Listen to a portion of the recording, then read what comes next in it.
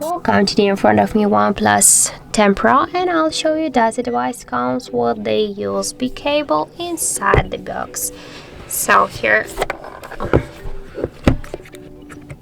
we can see that our device comes with the new USB-C cable in red color.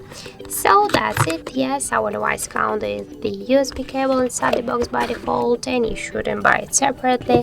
Thank you for watching, and if you find this video helpful, don't forget to leave a like, comment, and to subscribe our channel.